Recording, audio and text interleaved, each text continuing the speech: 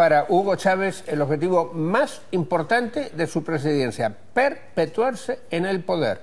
Andrés Brender con el informe. Patria, socialismo o muerte, lo juro. Con ese grito de guerra, Hugo Chávez comenzó su segundo y último periodo presidencial. Hasta 1999, Venezuela había vivido con una sola constitución y por más de 40 años, la del 63. Sin embargo, cuando llega Chávez al poder, promulga una nueva, la del 99, y la califica como la mejor del mundo. Sin embargo, pareciera que ahorita no le parece tan buena y busca reformarla. Es una respuesta a esa oposición golpista. Lo que realmente importa en esa respuesta que Chávez le da a la oposición no es el supuesto poder que se le da al pueblo con la reforma, como dice el presidente, o el control abusivo que el comandante adquiriría, como afirma la oposición. Él ya lo tiene. Inconstitucionalmente controla el Banco Central de Venezuela. La supuesta independencia de la Fuerza Armada Venezolana, bueno, juzgue usted por su nuevo nombre: Fuerza Armada Bolivariana. Además de controlar los poderes públicos, incluido el ente electoral. Lo realmente preocupante ahora es... El periodo presidencial es de 7 años. El presidente o presidenta de la República puede ser reelegido o reelegida de inmediato para un nuevo periodo.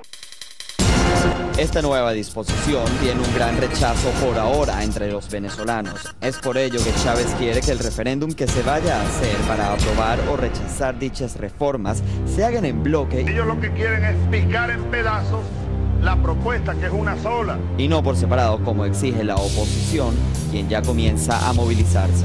Este señor tiene 8 años, hubo 2 de regalo. 8 años en el ejercicio del poder, más 6 años, más 7 años de un tercer periodo y de ahí en adelante 7 años de manera consecutiva. Pero Chávez, como buen oratorio y como muchos lo califican, magnífico manipulador, mete lo que la oposición ha llamado un caramelo de cianuro en su reforma: la reducción de la jornada laboral de 8 horas a 6. ¡Qué emoción!, dirán muchos venezolanos. Sin embargo, esto ya está estipulado en la actual Constitución en su artículo 90, que reza así: se propondrá la progresiva disminución de la jornada de trabajo. Un truquito para emocionar. Otra cosa que sufrirá con la reforma es la descentralización.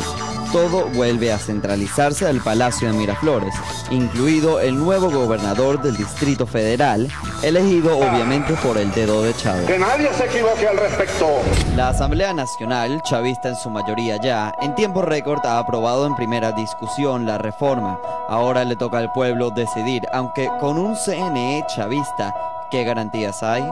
Aprobar por aplastante mayoría la propuesta de reforma. Aquí en Miami, capital del exilio latinoamericano, vive Raúl Leoni, un nombre muy conocido por los venezolanos. Su padre, del mismo nombre, fue uno de los fundadores de la democracia venezolana y expresidente de la República.